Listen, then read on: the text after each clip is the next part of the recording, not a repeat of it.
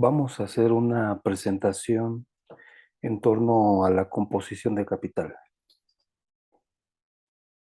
La composición de capital es una categoría propuesta por Marx en la obra del Capital, que comúnmente se alude a la composición orgánica del capital, atendiendo dos dimensiones de las tres posibles.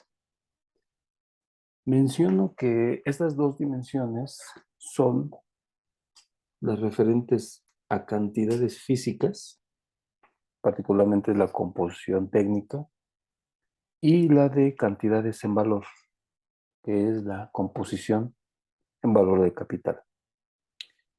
La tercera dimensión, que no da un planteamiento, corresponde a las cantidades de trabajo.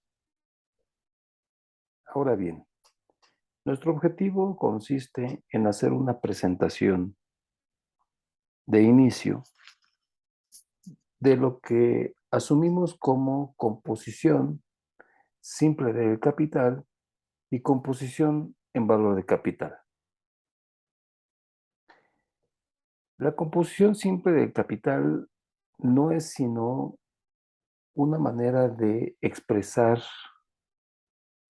la cantidad de capital en funciones productivas dentro del proceso de producción, y la composición en valor de capital representa la relación del capital constante al capital variable. Pero veamos cómo identificamos y cómo simplificamos esta categoría para el uso analítico del proceso de acumulación y la perspectiva de crisis. Siempre desde un enfoque de la crítica de la economía política, o bien, como comúnmente se dice, desde una interpretación marxista. Lo primero que vamos a presentar es el capital en funciones productivas, para lo cual es necesario identificar tres categorías, incluida esta. Las dos primeras corresponden al capital adelantado y al capital desembolsado. Respectivamente, representan cantidades de capital que se lanzan para comprar medios de producción y fuerza de trabajo, pero mientras la primera categoría, capital desembolsado, representa la puesta en marcha o el punto inicial de este lanzamiento de capital o de esta inversión, el capital desembolsado implica la manera en cómo sucesivamente el capitalista va lanzando capital, pero gracias a la rotación de capital y al aceleramiento de esta y del proceso de producción, puede hacer creer que el capitalista lanza más y más capital, aunque solamente lo haya lanzado una vez de principio, como es el capital adelantado. En contraparte, el capital en acciones productivas o bien en acciones y funciones productivas va a representar una masa de capital que está operando en el momento o en un periodo de análisis como un año fiscal o parte de un año fiscal, como un semestre, un trimestre, un mes, una semana,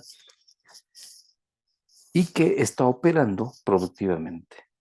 Es decir, cuánto capital en ese momento en cuestión toma la forma de capital constante o bien de valor de los medios de producción, y cuánto de ese capital en funciones productivas está representando la cantidad de fuerza de trabajo contratada y operando productivamente. Bajo esta modalidad, nos damos a la tarea de proponer que la primera composición de capital que hay que identificar es una forma simple, la más simple posible, que es por excelencia la ecuación del capital que nos ofrece Marx, dada por K mayúscula igual a C mayúscula más B mayúscula. Este capital es igual al capital constante más el capital variable. Es una forma tradicional de verlo, de lo cual Marx nos habla siempre de que este capital está compuesto en 100 partes, o bien verlos en unidades de 100, y de ahí su ejemplo general y tradicional de un capital de 100 que se deriva en 80 en constante y 20 en variable. No obstante, vamos a considerar también otra forma de identificar este capital, y es aquella en la que K mayúscula va a representar la suma de lo que ya tenemos como capital variable, pero el capital constante se va a descomponer o bien lo vamos a identificar por dos componentes. El primero de ellos corresponde a la parte fija del capital constante y la otra es a la parte circulante de dicho capital constante.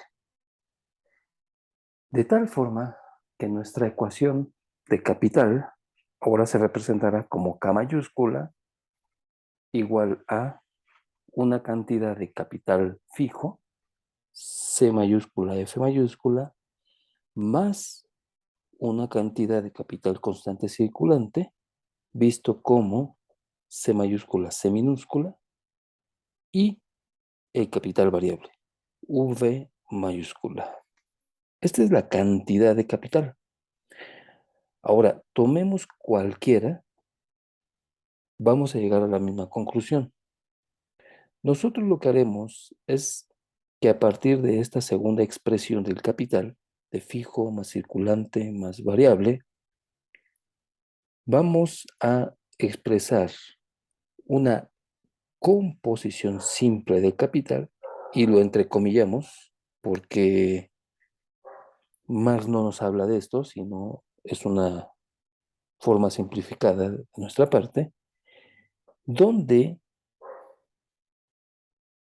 la conformará la estructura porcentual del capital en funciones que estamos utilizando.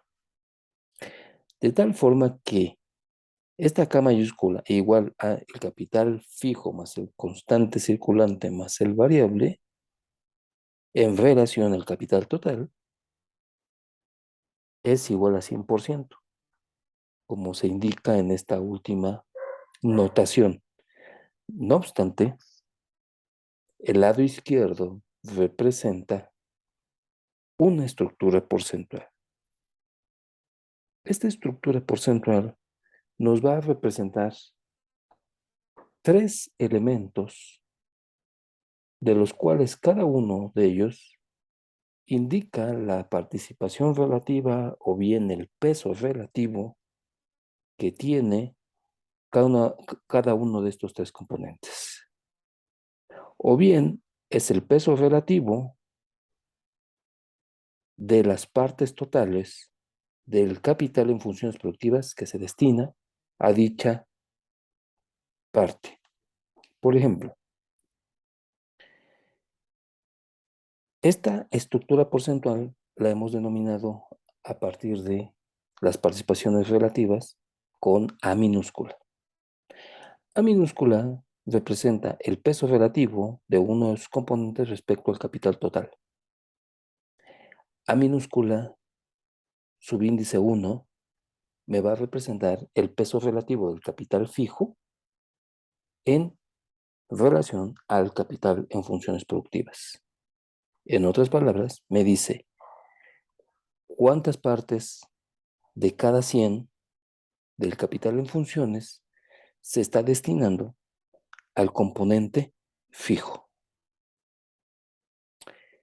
Por otro lado, A subíndice 2 me va a representar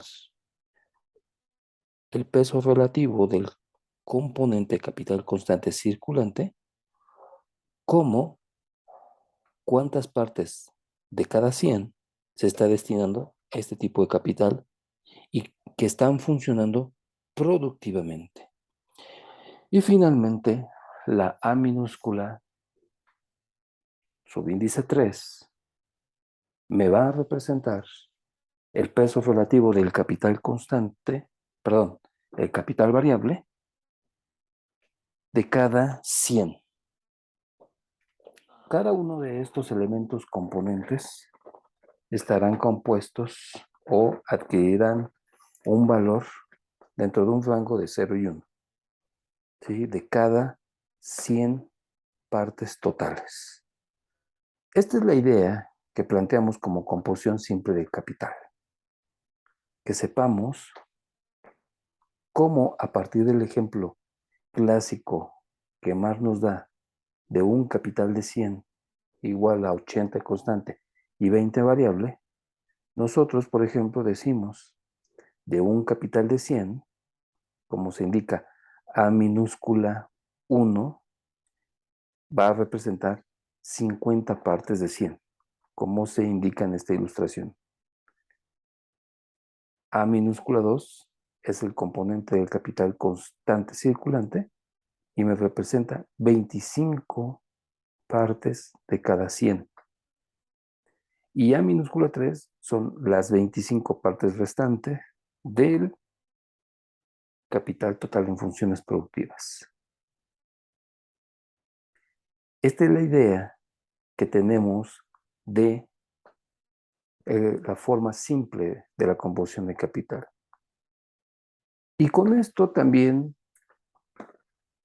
avanzamos en una supuesta crítica que siempre se le hace a Marx, en el sentido de que permanentemente se le critican los resultados analíticos porque se dice que Marx construye los resultados a partir de ejercicios aritméticos ad hoc.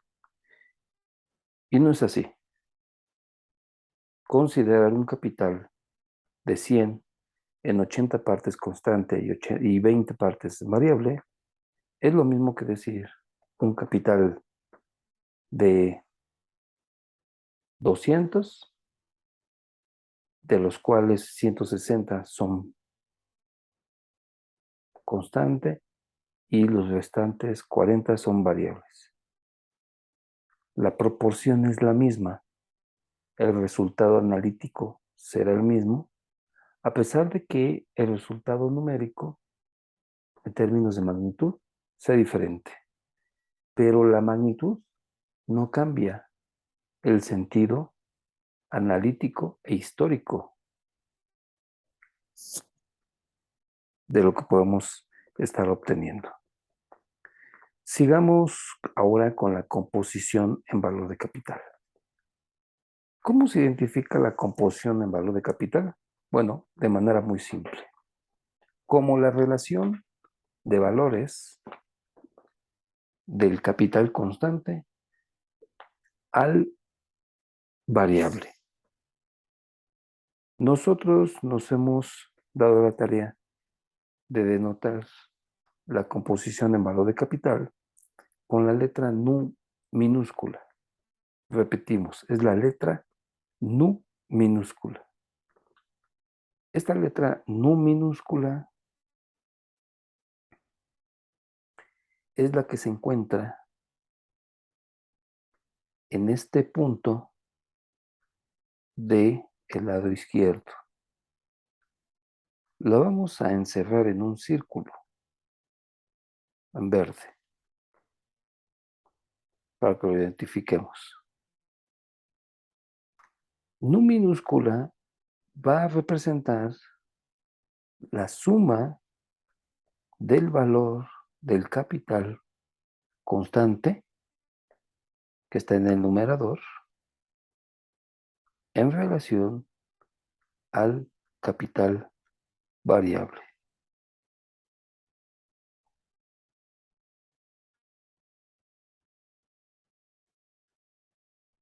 Nuestro estudio, nuestra propuesta es que a partir de el capital fijo más el capital constante circulante en relación al capital variable, será la composición en valor de capital. Y de esto vamos a desprender que entonces dicha composición está integrada por dos elementos componentes, que bien podemos denominar composiciones parciales en valor de capital. La primera de ellas es la composición parcial en valor de capital constante fijo, que no es sino la relación del capital fijo en relación al capital variable. Y el segundo componente es la composición parcial en valor del capital constante circulante. Y lo representa el valor del capital constante circulante en relación al capital variable. De manera más simplificada, la primera composición parcial también la podemos identificar como la suma del valor de todos los medios de trabajo en el numerador en relación a la suma de los salarios. La segunda composición parcial es la suma del capital gastado en todos los objetos de trabajo en relación a la masa salarial. No es una cosa menor ni cosmética poder diferenciar entre estas dos composiciones. Nos ayuda para poder dilucidar cuál de los dos elementos componentes hace mover en mayor medida a la composición de capital. Porque sabemos que la composición en valor de capital es la suma de estas dos composiciones parciales que hemos ilustrado. Por ejemplo, consideremos a partir del plano cartesiano y particularmente en el primer cuadrante de las condiciones de no negatividad, en el eje de las abscisas, la línea del tiempo. En el eje ordenado, el valor de la composición en valor de capital. Por simplificación, usando el modelo lineal, consideremos esa línea, ese rayo, como la trayectoria a través del tiempo que va manifestando la composición en valor de capital.